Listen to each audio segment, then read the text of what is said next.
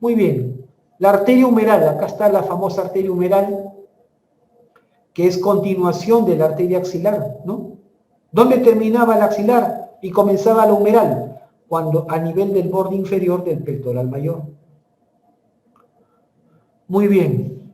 Término, la arteria humeral, perdón, sí, la arteria humeral termina abajo. Ustedes pueden ver en la cara anterior del codo, ustedes pueden verse en su propio codo, en la cara anterior del codo está el pliegue anterior del codo. Pliegue anterior del codo. Ese pliegue anterior del codo, ustedes trazan 2 traveses de dedo por debajo, colocan 2 dedos horizontalmente debajo del pliegue anterior del codo y 2 traveses de dedo debajo. A esa altura termina la arteria humeral.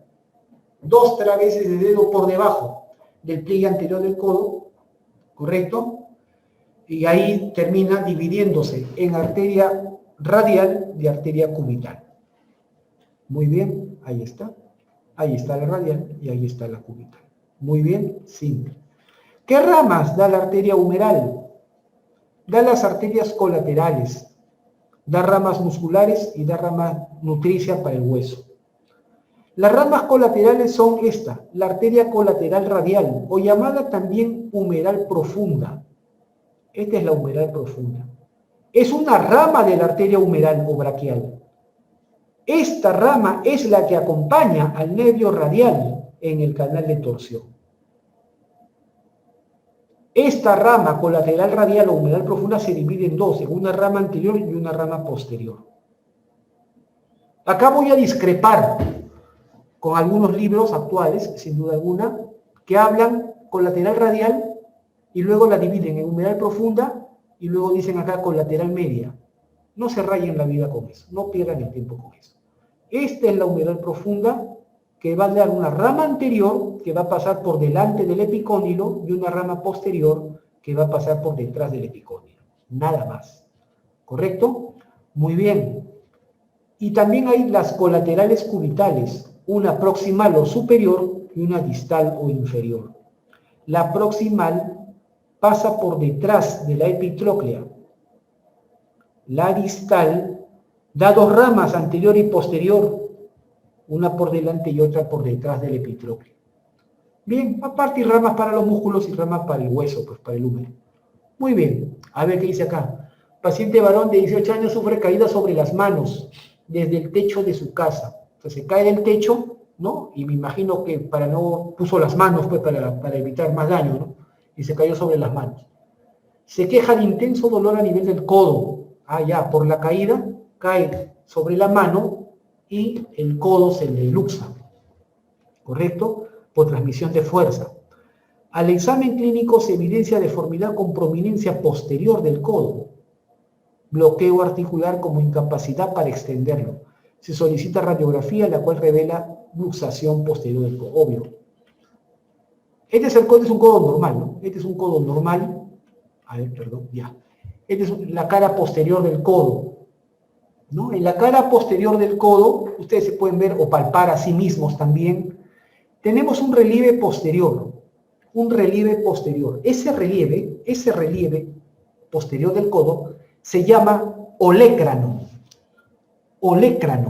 sin H, olecrano, ¿correcto? Se llama olecrano, sin H.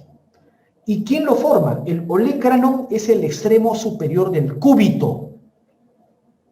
Es decir, el vértice posterior, ese cachito, cuando uno dobla el codo, doblen su codo y observen, pálpense la cara posterior del codo, ese relieve posterior del codo no es del húmero, es del cúbito. Ese cachito, ese relieve posterior del codo, esta prominencia posterior del codo es el olecrano y pertenece al cúbito. ¿Correcto? La piel, bueno, la piel tiene estos pliegues, ¿no? Son los pliegues posteriores del codo. ¿Estamos de acuerdo? En la cara externa, ustedes se pueden palpar el epicóndilo. Y en la cara interna se pueden palpar la epitróclea. Hagan el ejercicio, por favor. Ustedes en su codo, y eso nunca lo olviden, esos son los 3 relieves palpables en el codo. En la cara posterior, el olecrano, que pertenece al cúbito. en la cara externa el epicóndilo y en la cara interna la epitróclea. Pregunta, el olecranon pertenece al cúbito, ¿no? ¿El epicóndilo y la epitróclea a quién pertenecen? ¿A qué hueso pertenecen? Los leo. Al húmero, muy bien, al húmero. ¿Ya? No se olviden. Ustedes pálpense ahí. Olecranon, esto pertenece al cúbito, en la cara posterior. Cara externa, epicóndilo.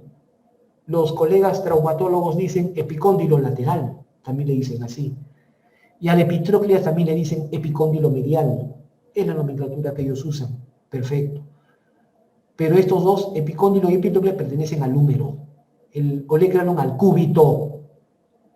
Y si ustedes, esta es la parte interna, la epitróclea, ustedes palpan entre la epitróclea y el olecranon, acá hay un surco. Pálpense ahí. Doblando y extendiendo el codo. Doblando y estirando el codo. Pálpense ahí, hay un surco. Entre epitróclea y olecranon hay un surco, un canal. Ese canal se llama canal epitrócleo-olecraniano. Epitrócleo-olecraniano. ¿Estamos de acuerdo? Por ahí viaja el nervio cubital. Por ahí viaja el nervio cubital. Por el famoso canal epitrócleo-olecraniano. Que los colegas traumatólogos dicen, el canal cubital del codo. Perfecto. Es una manera práctica de decir las cosas, está muy bien. Canal cubital del codo. Es lo que los anatomistas, que nos gustan un poco más los términos, decimos epitrócleo-olecraniano. ¿Estamos de acuerdo? Muy bien, ya saben. Ese es el codo visto de atrás. Ahora el codo visto de adelante. El codo visto de adelante. Bueno, acá está esta línea. En la parte anterior ustedes van a ver el pliegue anterior del codo. Acá se ve claramente el pliegue anterior del codo. Es un solo pliegue, ¿no? Hacia arriba ustedes ven acá el relieve del músculo bíceps. Este es el brazo. La cara anterior, relieve del bíceps. ¿Correcto? Por debajo, en el antebrazo, en la parte lateral, el relieve de los músculos epicondilios.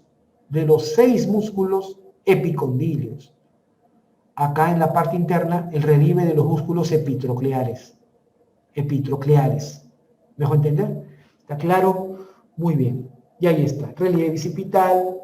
Este es el surco bicipital lateral por donde sube la vena cefálica. Este es el surco bicipital medial por donde sube la vena basílica. ¿Correcto? El pliegue anterior del codo. Si ustedes ponen sus 2 deditos cruzados acá, horizontales acá, 2 traveses de dedo acá, 1, 2, pones 2 deditos, el índice y el medio, ponlos acá, cruzando horizontalmente, debajo del pliegue anterior del codo, entonces 2 traveses de dedo por debajo, a esta altura termina la arteria humeral y se convierte o se divide en radial y cubital. ¿Correcto? Ahí está el relieve epicondilio, el relieve epitroclear, ¿correcto? Acá atrás el relieve olecraniano. Muy bien, ya, eso ya hemos dicho. Muy bien, ajá, esta es una vista proyectada, aquí está, ¿ven? Epicóndilo, epitróclea, pertenecen al húmero. Olecranon, pertenece al cúbito. ¿Lo ven? En condiciones normales, cuando el codo está extendido, estas 3 prominencias están en una misma línea. Son lo que un profesor de geometría diría colineales. Colineales, están en la misma línea, son puntos colineales. ¿Correcto? Epicóndilo, epitroclear y olecranon. ¿Correcto? Si yo veo una persona que después de un traumatismo observo el codo extendido y veo que el olecranon está más arriba o más abajo, automáticamente yo pienso luxación de codo. Luxación de codo. Y pido radiografías, me pongo a estudiar ese codo. ¿Estamos de acuerdo? Pero en la simple inspección uno tiene que saber primero esto. ¿Correcto? Codo extendido, estos 3 puntos deben ser colineales. Y esa línea tiene un nombre. Se llama la línea de Shenton. Usualmente le dicen así, la línea de Shenton. Su nombre completo es ese, Shenton-Wetter. Muy bien. Y cuando uno flexiona el codo, cuando uno flexiona el codo, el olecranon sale de la línea y 3 puntos no colineales, cualquier profesor de geometría te dice, forman un triángulo, ¿verdad? Es épocas de colegio. Ese triangulito es un triángulo isósceles. Imagino que recuerdan que un triángulo isósceles es aquel que tiene 2 lados iguales. Generalmente los lados que separan al olecranon de las otras 2 prominencias. Debe ser un triángulo isósceles. ¿Me dejo entender? Porque si hubiera el olecranon girado hacia adentro o hacia afuera, pienso en luxofractura de codo. ¿Correcto? Este triángulo también tiene un nombre. Se llama el triángulo de Tillows. Triángulo de Tillows. Su nombre completo es ese que he puesto ahí, Tillows-Nelaton. ¿Ok? Muy bien, ya saben. Perfecto. En la cara anterior del codo, aquí nosotros vemos en el subcutáneo, a nivel del tejido celular subcutáneo, es decir, debajo de la piel, vamos a ver el origen de la vena cefálica, ¿no? Y de la vena basílica. Acá, del antebrazo, por la parte lateral de la cara lateral viene esta vena, la vena radial superficial. Que por si acaso en Netter, ustedes la encuentran con el nombre ya de vena cefálica. Netter le llama vena cefálica desde el antebrazo. Pero vamos a conservar un poco la nomenclatura un poquito más tradicional para que se entienda mejor. Vena radial superficial. En el antebrazo hay 3 venas superficiales en el antebrazo. La vena radial superficial, la vena cubital superficial y la vena mediana. Son las 3 venas superficiales del antebrazo. Radial superficial, cubital superficial y mediana. ¿Correcto? La vena radial superficial, ¿correcto? Va a ascender, recordemos que las venas ascienden porque recogen sangre, va a ascender y se va a unir, ahí está la vena cubital superficial, está la vena mediana, y se va a unir a esta vena, la vena mediana sube y se abre como una Y, como una letra Y. Esta división se llama la vena mediana lateral. Vena mediana lateral. O también le dicen vena mediana cefálica. La vena mediana se va a abrir como una Y. Hacia afuera, vena mediana lateral o vena mediana cefálica, ¿correcto? Y la otra, vena mediana medial. Vena mediana medial o vena mediana basílica. Muy sencillo. La vena mediana lateral se une a la vena radial superficial y así nace la vena cefálica. Hacia arriba. Esta que ven acá es una venita colateral nada más. Es una tributaria colateral. Pero esta es la vena cefálica. Y hacia el otro lado, la vena mediana medial o vena mediana basílica se une con la cubital superficial y así nace pues la vena basílica. ¿Correcto? Muy bien. Es importante que lo sepan. Ya está. La vena cefálica ya está por la unión, y la vena basílica también por la unión de esta vena. Perfecto, ya lo hemos mencionado. Estas son las variantes anatómicas, hay una serie de variantes anatómicas, con lo cual quiero decir que cuando ustedes hagan sus trabajos de disección, van a ver que no todos somos iguales. Hay una serie de variantes anatómicas, pero la variante más frecuente es esta, que no llega ni siquiera ni a la mitad de la población, ni al 40% siquiera, ¿no? 38.7% de la famosa M venosa, le dicen, ¿no? ¿Correcto? Muy bien, a ver qué dice acá. La vena que, me preguntan algo, ¿no? Dice, la vena que aparece en la parte lateral de la vena radial superficial, ¿cómo se llama? No, es una tributaria, una colateral nada más, de esta. Tributaria, colateral nada más. No se compliquen la vida. Y acá también hay una tributaria. Tal vez un detalle importante acá es que ustedes seguramente han visto que cuando uno quiere tomar una muestra de sangre venosa para un estudio, ¿no? Para examen de laboratorio, ¿no? Quieren tomar muestra de sangre, ¿no? Y generalmente punzan una vena a nivel del codo, de acá. ¿Cuál es la vena de elección? Esta, la vena mediana medial. Esta es la vena que se punza. ¿Por qué? Por 2 razones. La primera, porque la vena mediana medial es más gruesa que la lateral. Se nota más cuando a una persona le ponen una ligadura aquí arriba y le hacen hacer puños repetidas veces, esta vena se dilata, es invisible. Y segundo, porque detrás de esta vena hay una estructura fibrosa, ¿lo ven? Hay una estructura fibrosa aquí atrás, detrás de la vena hay una estructura fibrosa que funciona como un piso y me permite punzar fácil la vena. Esta estructura fibrosa, ustedes la ven en el éter con el nombre de aponeurosis bicipital, pero su nombre real se llama lacerto fibroso. Lacerto, con C, con letra C, lacerto fibroso, o expansión aponeurótica del bíceps. Esto es una estructura resistente, lo cual funciona como un piso y me da margen de seguridad para punzar esta vena. Entonces, tengo una vena que es más gruesa que la otra y encima con un piso ahí que fija la vena, es más fácil punzar esta vena. ¿Correcto? Esta es la vena de elección para toma de muestra de sangre venosa a este nivel. Muy bien. Perfecto. Estas son las variantes anatómicas, para que lo vean. Ahí está, esta es la más frecuente, la tipo 1, la M venosa. Hay otras variantes. Muy bien. La fosa cubital. Es una fosita que está debajo del pliegue anterior del codo. Tiene forma triangular. Estos son sus límites. Arriba, el pliegue anterior de la piel, el pliegue anterior del codo.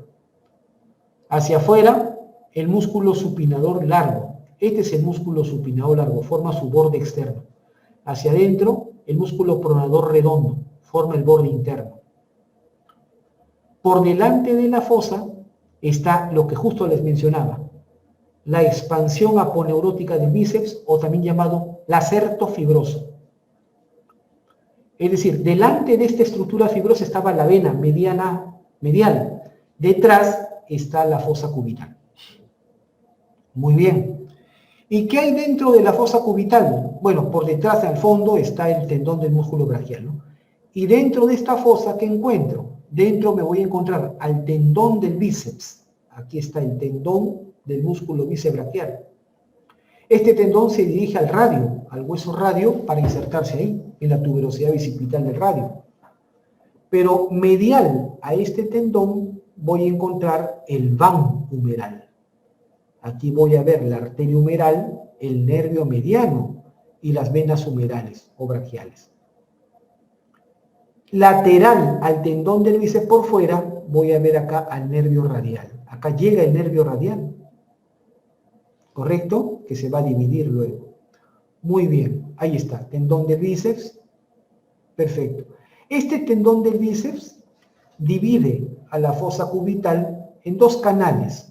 Lo que está por fuera, canal bicipital lateral, lo que está por dentro, canal bicipital medial.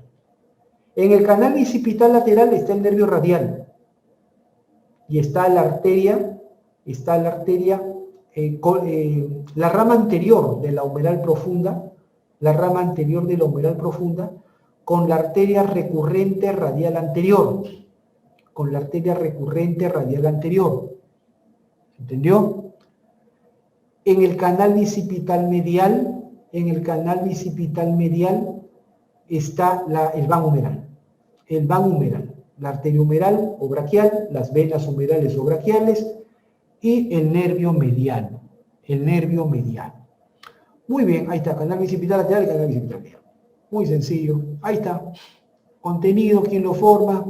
Es fácil para leer, pues, ¿no? Yo no jamás voy a ponerme a leer una diapositiva, ¿no? Muy bien. Perfecto, ahí está.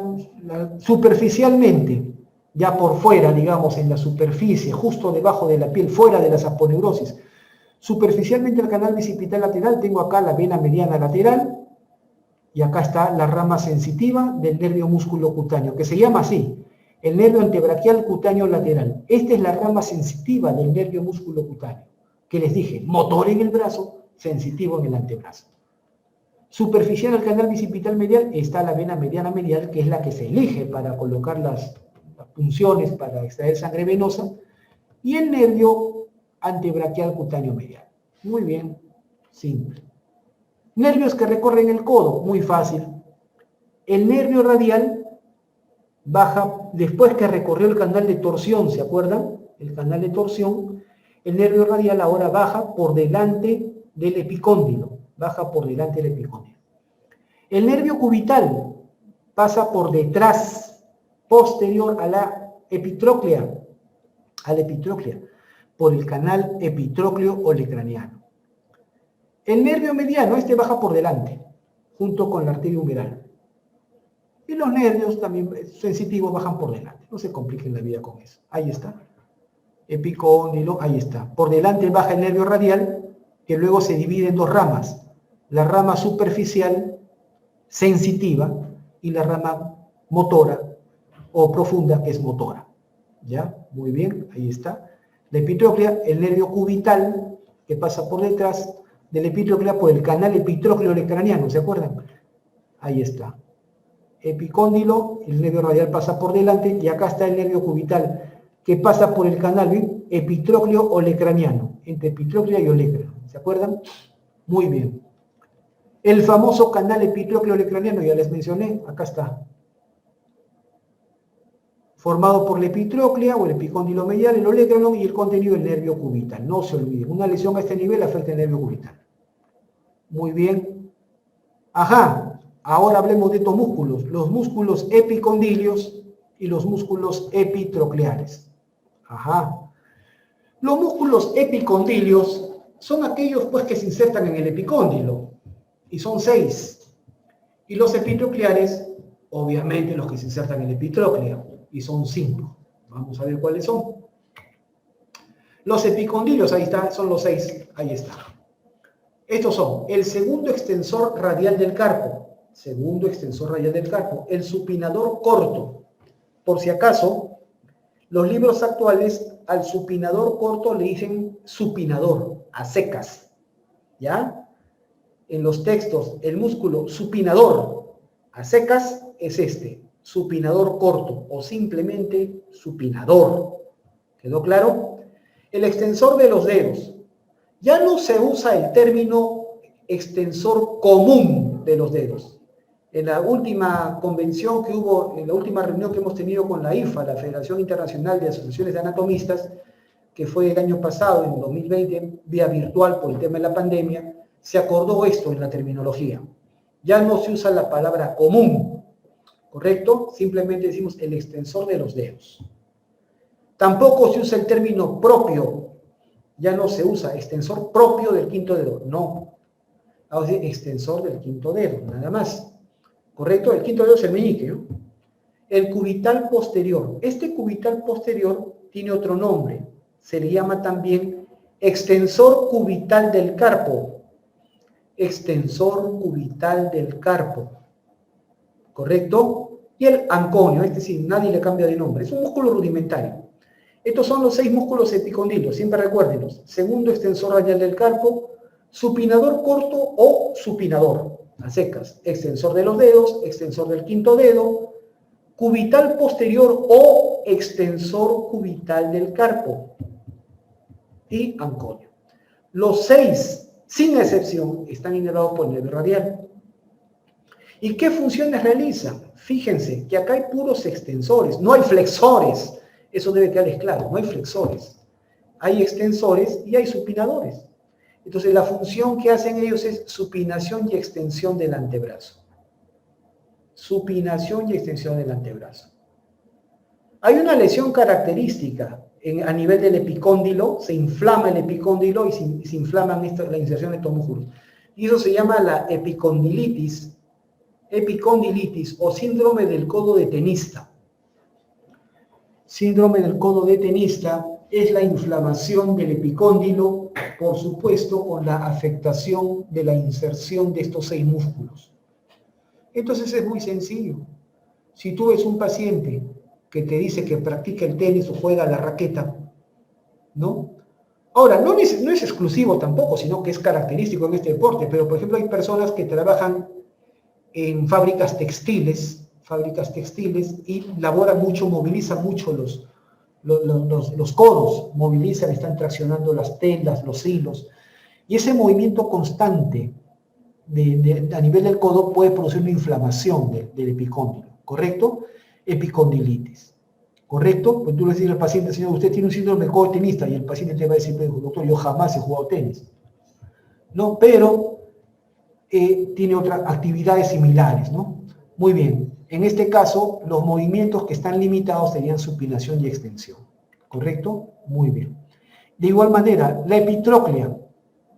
La epitróclea se insertan 5 músculos. Aquí están. El pronador redondo. que se sigue llamando igual. Nadie le ha cambiado de nombre. Palmar mayor ha cambiado de nombre. Palmar mayor se le llama ahora flexor radial del carpo. Flexor radial del carpo. Palmar menor, que ahora le llaman palmar largo. Palmar largo. Palmar menor, palmar largo. El cubital anterior, que ahora se llama flexor cubital del carpo. Flexor cubital del carpo.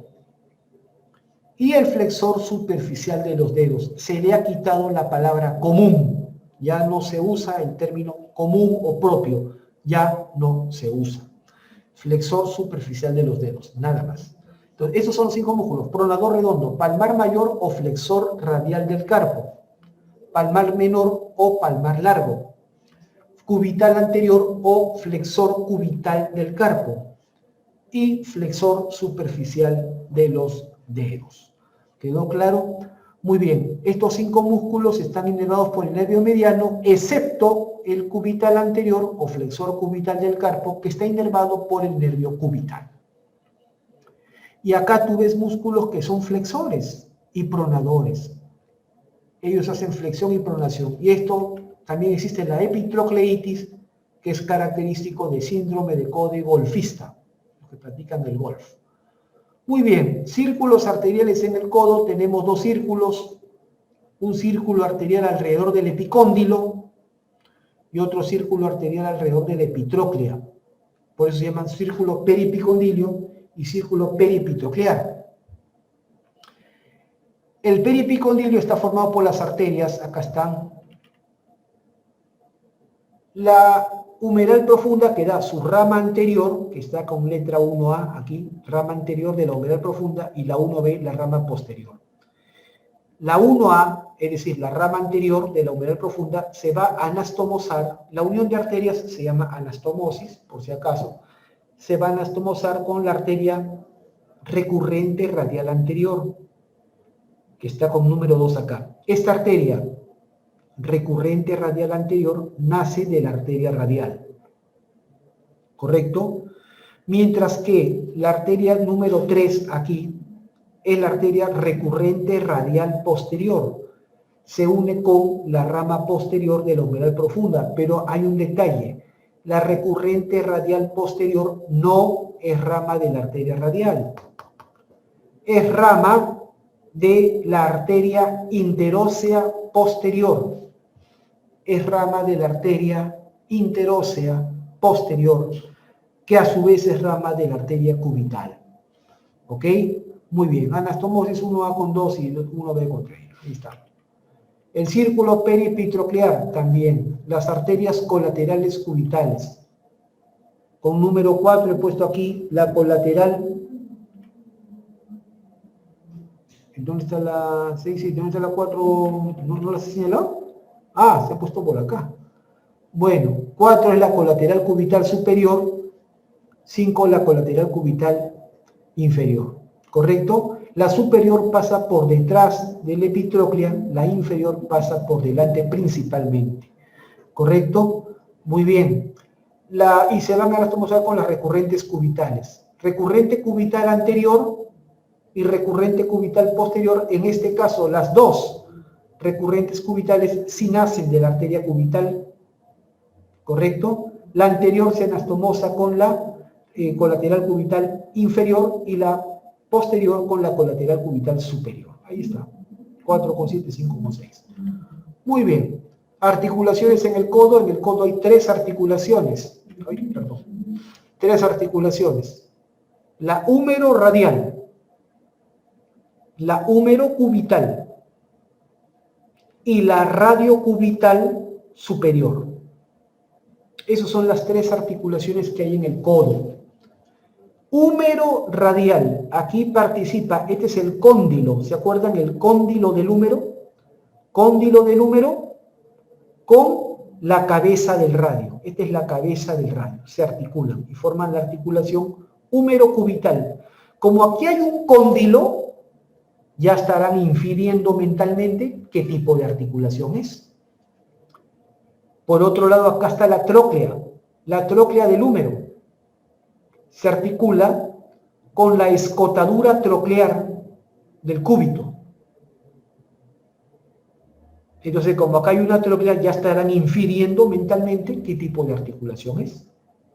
Y por último, la articulación radiocubital superior o proximal, también le decimos, en la que se unen los extremos superiores de ambos huesos. Vamos a ver. Ahí está. Húmero radial, las tres son sinoviales de artrosis. La húmero radial es condílea, pues obviamente hay un cóndilo. La otra es troclear, obviamente hay una tróclea. Ambas articulaciones participan en los movimientos de flexión y extensión del codo. La radiocubital proximal es una artrosis sinovial de tipo trocoide o en pivot. ¿Ven ustedes? La cabeza del radio tiene forma de un cilindro. Y gira, rota sobre el cúbito. Gracias a esta rotación, gracias a estos movimientos, se dan los movimientos de supinación y pronación. Supinación y pronación. Los movimientos de supinación y pronación entonces se deben principalmente a los movimientos de esa articulación radiocubital superior o proximal. ¿Correcto? Muy bien, muy sencillo. Ya está, ahí está lo mismo que hemos dicho.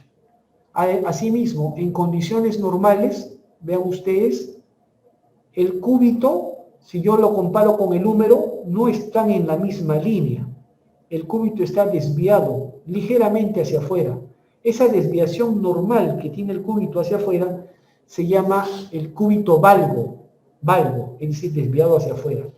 Este ángulo es el ángulo de cúbito valgo, es de 9 a 14 grados en varones y 11 a 17 grados en mujeres. Es ligeramente mayor en las mujeres. ¿Ok? Muy bien. Perfecto. Ahí está lo mismo que hemos dicho en las articulaciones, ¿no? Esta es una vista de perfil. Muy bien, acá está el olecranon, la apófisis coronoides, la escotadura troclear del cúbito con la tróclea del cúbito. Muy bien. Perfecto. Las tres articulaciones están envueltas en una sola cápsula que se encuentra reforzada externamente por estos ligamentos. Los ligamentos, el ligamento anular del radio, me parece que hay un esquema por acá. Eso, acá está, mira. El ligamento anular del radio que mantiene la cabeza del radio unida pues al cúbito, ¿correcto? El ligamento cuadrado o ligamento de Denuchet es el que une el radio al cúbito y limita los movimientos de supinación y pronación. ¿Correcto? Por la cara externa tenemos el ligamento colateral externo, que tiene dos bandeletas, superior e inferior. ¿Correcto? El ligamento colateral externo o colateral radial también se le llama. Y por la parte interna, el ligamento colateral cubital o colateral interno, que tiene tres bandeletas. ¿Ok? Bien. No se compliquen la bandeleta o el ligamento de Bardinet, el de Cooper. ¿Correcto? Muy bien. Acá esta es una aplicación clínica muy importante, ¿correcto? La subluxación de la cabeza del radio, el síndrome de codo de niñera. A veces los niñitos son un poco traviesos y la persona adulta que los está llevando a veces es un poco impaciente, ¿correcto? Entonces a veces lo jalan cuando, por ejemplo, el niño va a pisar una cosa, una zona que está sucia, por ejemplo, entonces la mamá o quien lo está llevando lo jala bruscamente hacia arriba del antebrazo. Esta tracción puede luxar o subluxar, causar una subluxación de la cabeza del radio, de tal manera que va a verse inflamada la zona lateral del codo y va a haber incapacidad para hacer supinación y pronación. ¿Correcto? Supinación y pronación. A ver, dicen acá, ¿puede volver a explicar la articulación húmero-cubital? Claro, húmero-cubital. Esta vez una troclear, una sinovial de artrosis. Sinovial de artrosis es una troclear, ¿no? Que genera flexión y extensión. Y por fuera está reforzada por estos ligamentos. Ligamento colateral interno o colateral cubital, que tiene tres bandeletas, ¿no? La posterior de Bardinet, la inferior de Cooper y la superior que no tiene nombre propio. Muy bien. Perfecto. Ya. Muy bien. Entonces ahí está el codo de niñera, ya les expliqué. Bien, a ver qué dice acá. Paciente mujer de 18 años traída por sus familiares a emergencia tras intento de autoeliminación. ¿Correcto? Intento de suicidio. provocándose un corte profundo en la cara anterior de la muñeca, que provoca profuso sangrado. O sea, se ha querido cortar la cara anterior de la muñeca, ¿no? Se ha querido cortar las arterias radial y cubital. Al examen clínico se evidencia herida cortante profunda en la cara anterior de la muñeca izquierda con sangrado activo rojo rutilante, o sea, sangrado arterial, ¿no? Porque el sangrado venoso es rojo vinoso, oscuro, y sale en manto. Sangrado activo como chisguete es arteria, rojo rutilante es arteria. Por lo que se procede a realizar ligadura inmediata. Claro, hazle un torniquete sin asco, no es tu mano, sálvale la mano, claro.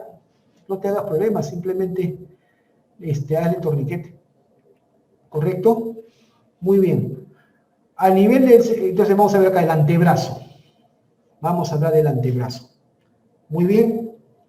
Tenemos nosotros aquí, en la superficie del antebrazo, en la cara anterior del antebrazo, a nivel del tejido celular subcutáneo, es decir, debajo de la piel, vamos a tener las tres venas que ya les conté. La vena radial superficial, ¿se acuerdan? Radial superficial, la vena cubital superficial y la vena mediana. Esta vena mediana hacia arriba se va a dividir como una Y, ¿se acuerdan? Forma la vena mediana lateral que se unía con la radial superficial y nace la vena cefálica hacia arriba.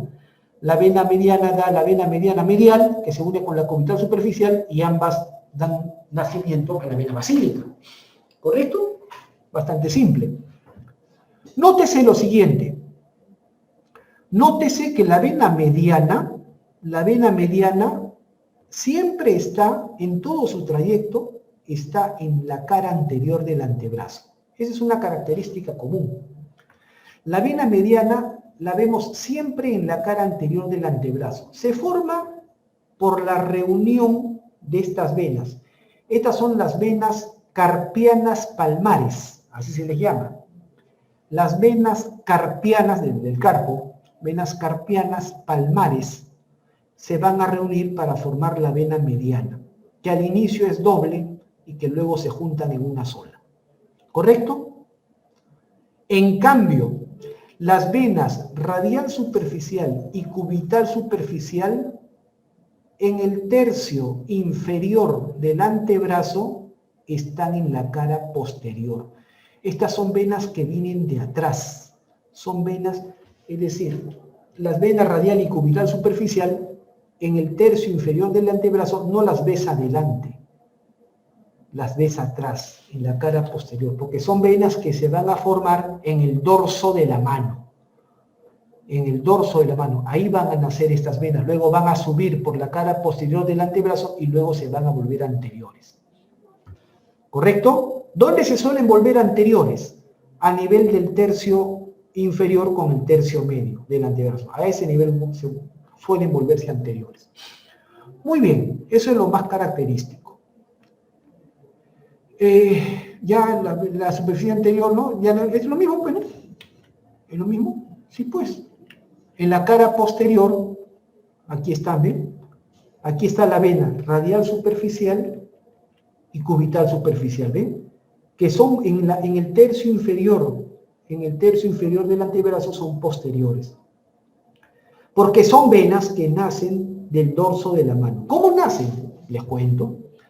Aquí en la mano, si ustedes hacen puño, véanse su propia mano. Véanse su propia mano, hagan puño, véanse el dorso de su mano. Van a ver que ahí destaca un arco venoso. Casi todos tenemos este arco venoso.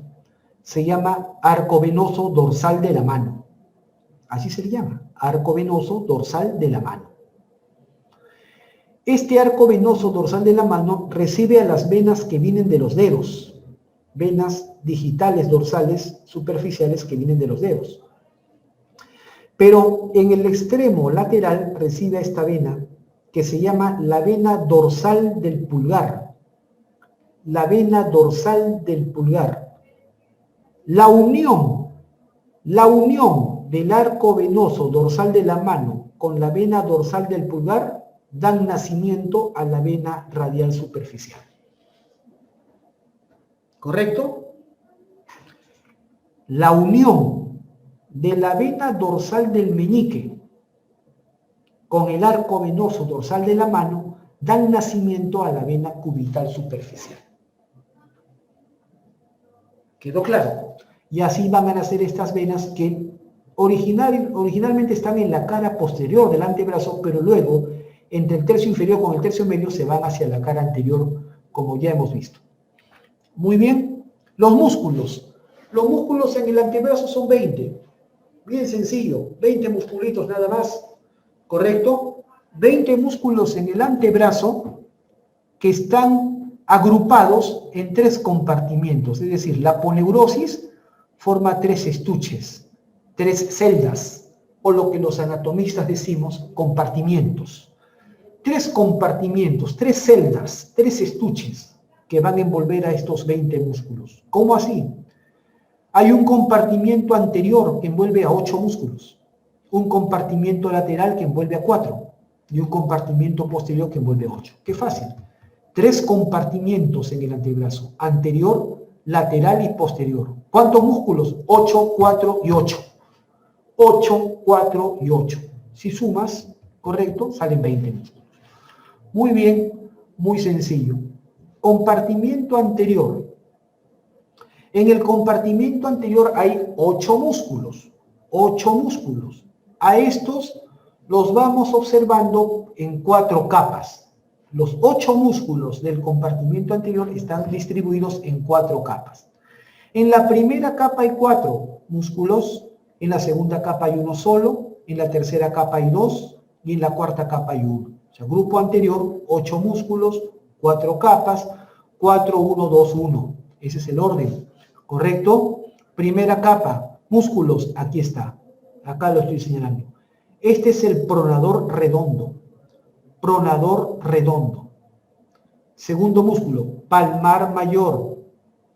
Palmar mayor, que ahora se le llama flexor radial del carpo. Ya les he dicho eso. El palmar mayor ahora se le llama flexor radial del carpo.